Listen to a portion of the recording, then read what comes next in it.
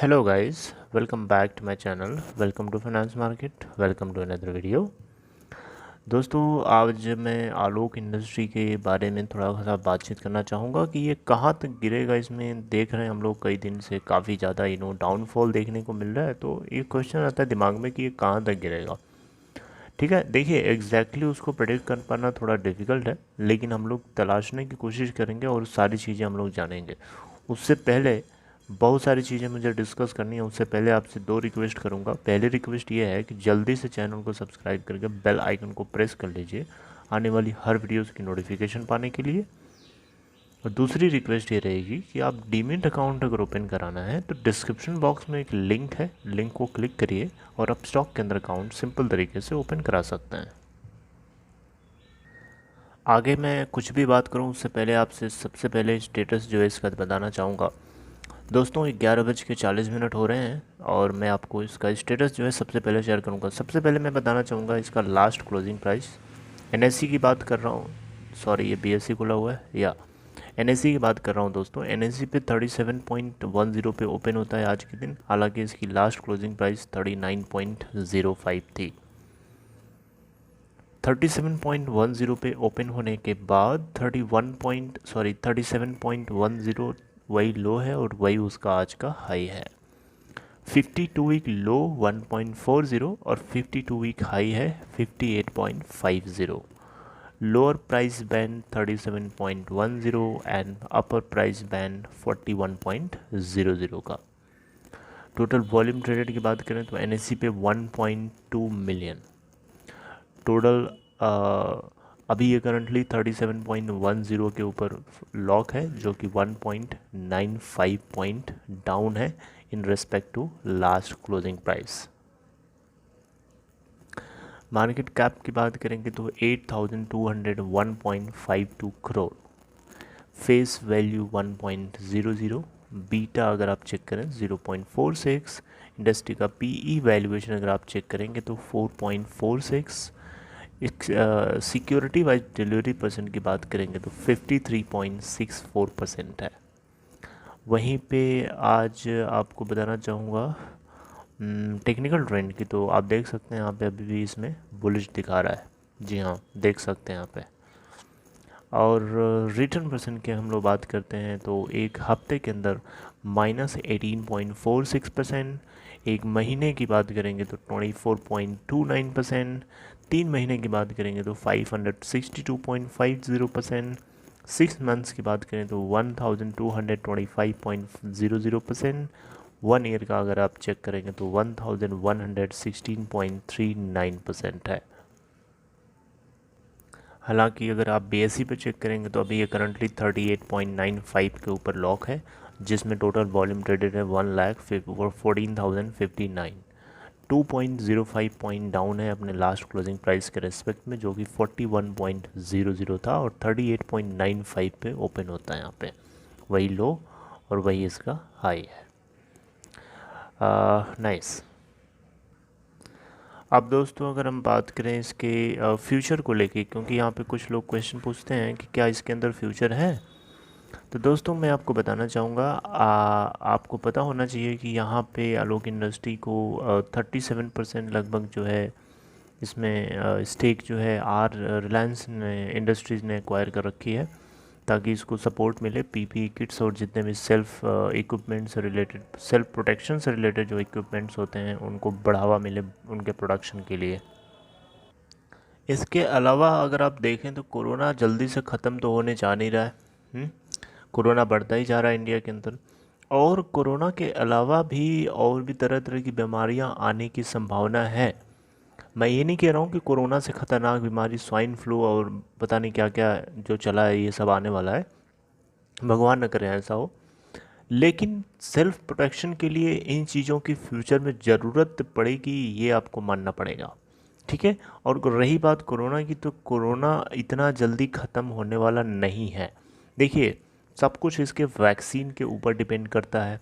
अगर वैक्सीन आ जाती है तो वैक्सीन आ जाने की वजह से कोरोना जल्दी से जल्दी ख़त्म होना शुरू हो जाएगा। लेकिन आपसे मैं एक क्वेश्चन कर रहा हूँ, क्या वैक्सीन इतनी जल्दी बनाई जा सकती है? क्या आपको लगता है? मुझे तो नहीं लगता। क्योंकि देखिए कोई भी वैक्सीन बनाने में ना 3 से 4 साल का कम से कम वक्त लगता है। ऐसा मैं क्यों बोल रहा हूँ? ऐसा इसीलिए बोल रहा हूँ क्योंकि देखिए बनाने वाले बना तो चुके हैं, लेकिन उसके अलग अलग टेस्टिंग फेज़ होती है, अलग अलग पीरियड्स होते हैं, अलग अलग पीरियड में वो टेस्टिंग होती है। सारी टेस्टिंग एक साथ एक महीने में, एक साल में नहीं हो सकती है, ठीक है। उसको लंबे लंबे ड्यूरेशन पे टेस्ट किया जाता है, क्योंकि उसके साइड इफ़ेक्ट, उस वैक्सीन के साइड इफ़ेक्ट्स तो नहीं क्रिएट हो रहे हैं आफ्टर 1 ईयर, आफ्टर 2 ईयर। तो ये सब कुछ चेकिंग करने के बाद आपको वैक्सीन मिलती है मार्केट में। तो वैक्सीन अभी बन भी जाए तो वो समझ लीजिए कि वो पक्का नहीं है। उसके साइड इफ़ेक्ट अगर आ जाएंगे तो एक अलग तरीके की बीमारी पैदा हो जाएगी, जिसका आपने अंदाज़ा भी नहीं किया होगा, ठीक है। तो वैक्सीन को बनाने में टाइम लगेगा, और कोरोना को बढ़ने में टाइम नहीं लग रहा है, वो बढ़ रहा है। तो आप देख सकते हैं कोरोना, अगर इस प्रोस्पेक्ट से देखेंगे कि कोरोना इंक्रीज़ हो रहा है डेली डेली पर डेली डेली डेली, तो उस हिसाब से अगर देखेंगे तो इस कंपनी के अंदर, आलोक इंडस्ट्री के अंदर बहुत बढ़िया फ्यूचर है, और एक पॉजिटिव ग्रोथ है यहाँ पे देखने को आपको मिलेगी। यहाँ पे आपको पता होना चाहिए कि रिलायंस जियो ने 37.00 समथिंग परसेंट, अबाउट 37% का स्टेक इसने एक्वायर किया था। एक्वायर करने के पीछे सबसे बड़ी वजह यही थी कि इसको पीपी किट से रिलेटेड जितने भी प्रोडक्ट्स हैं, और भी जितने हैंड ग्लव्स हैं, जो सेल्फ प्रोटेक्शन के लिए इक्विपमेंट्स बनाने वाले थे लोग, उसमें आर जियो के आ जाने, आर रिलायंस इंडस्ट्री के आ जाने की वजह से इस काम में बहुत बड़ा इजाफा हुआ। दोस्तों आपको पता होना चाहिए कि रिलायंस इंडस्ट्री का जो पेट्रोकेमिकल का कारोबार है, पेट्रोकेमिकल का जो बिज़नेस है, वहाँ से रॉ मटेरियल मिलता है आलोक इंडस्ट्री के अंदर, और वो रॉ मटेरियल यूज़ होता है यहाँ पे पीपी किट्स और जितने भी प्रोडक्ट्स हैं इनको बनाने के लिए। पहले हम इंपोर्ट करते थे, अब हम पीपी किट्स को बना करके इंडिया से बाहर एक्सपोर्ट करते हैं। आपको यहाँ बता दूँ कि इंडिया में जो पहले कॉस्ट पड़ती थी पीपी किट्स को मंगाने में चाइना से, वो 2000 रुपीज़ पर किट्स पड़ती थी। अब हम लोग उसको 1/3 कॉस्ट में बेच रहे हैं, यानी 600 समथिंग समथिंग बेच रहे हैं। यहाँ पे आप मान के चलिए कि एक पीपी किट को बनाने में 200 रुपये तक का भी, 2 से 250 रुपये का तक खर्चा आता है। उसमें आप 600 से सब्ट्रैक्ट करिए इसको, तो आपको लगभग 400 या 350 के आसपास का मार्जिन बचता है पर किट्स के हिसाब से। तो देख सकते हैं इनके पास काफ़ी अच्छा ऑप्टिमिज्म है, अच्छा फ्यूचर है, ग्रोथ बहुत अच्छी है। लेकिन अगर आप कोरोना वायरस के अगेंस्ट जाके देखें, मतलब कोरोना वायरस मान के चलें कि वो ख़त्म होने वाला है, आने टाइम में बहुत जल्दी फिनिश हो जाएगा, तब आप अगर पूछेंगे कि इसमें फ्यूचर है कि नहीं है, तब मैं आपसे बताऊंगा कि तब इसमें फ्यूचर वो नहीं दिखेगा जो आपको अभी दिख रहा है। हो सकता है तब हम लोग बोलें कि उसमें फ्यूचर इसमें नहीं है, ठीक है। तो आप दोनों मैंने पॉइंट्स आपके सामने रख दिया, आपको समझ सकते हैं यहाँ से। अब दोस्तों नेक्स्ट क्वेश्चन आता है कि कितना गिरेगा। तो दोस्तों देखिए, यहाँ पे गिरने की अगर रही बात, तो अब देखिए यहाँ पे आपको पता होना चाहिए कि ऑपरेटर्स यहाँ पे गेम खेलते हैं। इस तरीके की जो स्क्रिप्ट्स होती हैं उसमें ऑपरेटर्स एक बहुत बड़ी गेम खेलते हैं। तो हालांकि इसके ऊपर जो है सेबी यानी security exchange board of India, वो इसके ऊपर नज़र बना के रखी हुई है, इसके ऊपर इंक्वायरी भी हो रही है, काफ़ी जांच पड़ताल चल रही है कि कोई अंदर अंदर गेम तो नहीं चल रही। हालांकि आलोक इंडस्ट्रीज़ लिमिटेड ने भी इस बात को जताया है कि वो भी इसके बारे में जांचने की कोशिश कर रहा है कि कोई किसी तरीके का फ्रॉड तो नहीं हो रहा है कहीं से, ठीक है। तो ये मार्केट में करेक्शन हो जाएगा आने वाले कुछ दिनों के अंदर। हालांकि अब देख सकते हैं कि यहाँ जब ओपन होता है तो कुछ यहाँ पे क्वांटिटीज़ ट्रेड भी होती हैं, डायरेक्टली नीचे नहीं चला जा रहा है। हालांकि 37.10 से आप देख सकते हैं वही लो है वही हाई है, और हम लोग यहाँ से कुछ श्योरिटी के साथ प्रेडिक्शन नहीं कर सकते हैं कि हाँ ये कहाँ पे जाके स्टॉप होगा। We do not know exactly where it will stop. तो और कितना गिरेगा, we do not know that, हम लोग कुछ भी उसके बारे में कमेंट नहीं कर सकते। कहीं पे भी जाके रुक सकता है। इसका 52 वीक लो 1.40 है, का 1.40 पे जाके स्टॉप हो या उससे भी नीचे जा, we do not know exactly. हो सकता है आने वाले कुछ दिनों में इसमें करेक्शन हो, और करेक्शन के बाद इसमें फिर से रिवर्सल शुरू हो सकता है। मैंने कहा हो सकता है, I am not sure about that, ठीक है। यहाँ पे आपको श्योरिटी कोई नहीं दे सकता है, क्योंकि ये किसी को भी कोई भी फेल हो सकता है। मैं कोई भविष्यवाणी नहीं कर सकता यहाँ से बैठे बैठे, ठीक है। तो अब नेक्स्ट क्वेश्चन आता है कि क्या इसमें आपको बाय करना चाहिए या सेल करना चाहिए, क्या करना चाहिए। तो दोस्तों देखिए, मैं आपको अलग अलग कैटेगरी के अंदर मैं बांट करके बताना चाहूँगा। सपोज़ करो कि आपने अभी ये करंटली 37.10 पे है। सपोज़ करो आप इससे ऊपर किसी पॉइंट पे आपने पोजीशन बना रखी है और उस केस से लेट्स से कि 45 पे, तो 45 पे अगर आपने पोजीशन बना रखी है और अभी तो आप लॉस में चल रहे हैं, तो इस केस में आपको इस तरीके के जो लोग हैं उन इस कैटेगरी के लोगों के लिए मैं ये बताना चाहूँगा कि जब जब ये इसके अंदर आपको डाउन सर्किट मिले, लोअर सर्किट मिले, तब तब आप इसमें छोटी छोटी अमाउंट से कुछ थोड़ी थोड़ी अमाउंट से थोड़ी थोड़ी क्वांटिटीज़ आप इसके अंदर लेते रहिए। जिससे मान लीजिए 37.10 पे आ गया, कल मान लीजिए 35 पे समथिंग पे चला जाता है, तो आप वहाँ से भी कुछ क्वांटिटीज़, मैं आपसे ये नहीं कह रहा हूँ कि बहुत सारा एक बार में, नहीं, just little amount, let's say कि 2000 है ना पर डिप, 2000 या जैसी जिसकी कैपेसिटी है, ओके।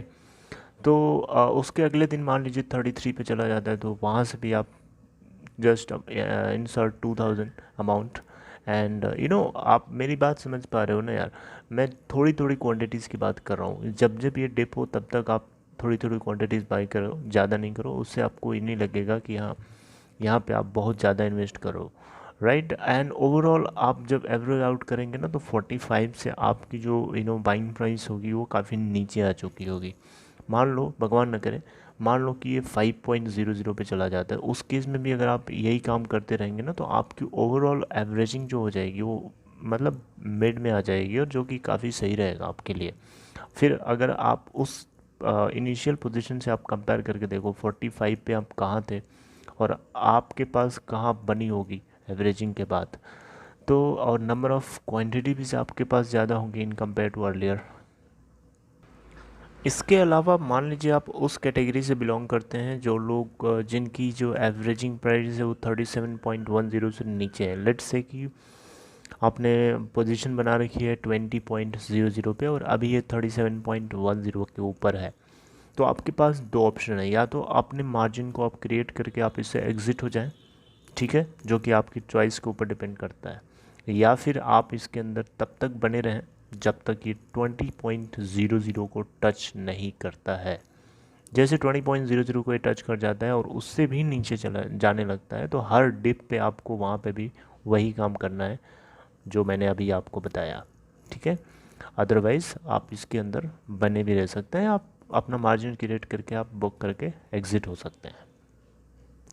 नाउ अगर आप थर्ड कैटेगरी वालों की तरफ से बिलोंग करते हैं, जैसे कि मान लीजिए आप न्यू हैं, आपको अगर आपने अभी तक इसमें पोजीशन नहीं बनाई है, तो इस सिचुएशन में आपके लिए मेरी तरफ से सजेशन ये रहेगा कि आप पर डिप 100 या 200 क्वांटिटीज़ पर डिप के हिसाब से या 50 क्वांटिटीज़ पर डिप के हिसाब से इसमें पोजीशन बनाएं। पर डिप मतलब हर जब जब ये नीचे लोअर सर्किट इसमें लगे, हर दिन आप इसके अंदर 50 क्वांटिटीज़ अपने पोर्टफोलियो के अंदर इन्वेस्ट करते जाएं। इससे क्या होगा, इससे ये होगा कि आपको ये नहीं लगेगा कि आप बहुत ज़्यादा अमाउंट इंसर्ट कर रहे हैं, रैदर आपको ये पता भी नहीं चलेगा और धीरे धीरे धीरे धीरे धीरे करके मान लीजिए ये 5.00 पे चला जाता है। इन दैट सिचुएशन आपके पास नंबर ऑफ़ क्वांटिटीज़ एक्यूमुलेट होकर के काफ़ी ज़्यादा हो चुकी होंगी और आपका जो बाइंग एवरेज प्राइस भी होगा वो काफ़ी नीचे हो चुका होगा। तो इन दैट सिचुएशन भी आपको लगेगा भी नहीं कि आपने बहुत ज़्यादा इन्वेस्ट किया है, इंटर किया एंड इंसर्ट किया है। तो ओवरऑल आप देखेंगे तो आपके लिए सही रहेगा इन कमिंग टाइम, ठीक है, आने वाले टाइम में। तो हो सकता है आने वाले टाइम में इसके अंदर फ्यूचर जो है ऑप्टिमिज्म है, सब लोग इसके अंदर पॉजिटिव हैं। बहुत लोगों ने इसमें हिम्मत बना के अपने आप को रोका हुआ है। बहुत लोगों का इसमें प्रॉफिट हो रहा था, लोगों का पॉजिटिव मार्जिन क्रिएट हो रहा था, उसके बाद भी लोग इससे एग्ज़िट नहीं हुए और अभी भी पेशेंटली बने हुए हैं इसके अंदर। तो उन लोगों के लिए एक बहुत बड़ा थम्स अप है मेरी तरफ से। और अगर आपको भी ये वीडियो अच्छी लगी तो प्लीज़ आप इसको लाइक करिए और अपने और दोस्तों तक इसको पहुंचा सकते हैं। See you next time guys, till then take care, good bye.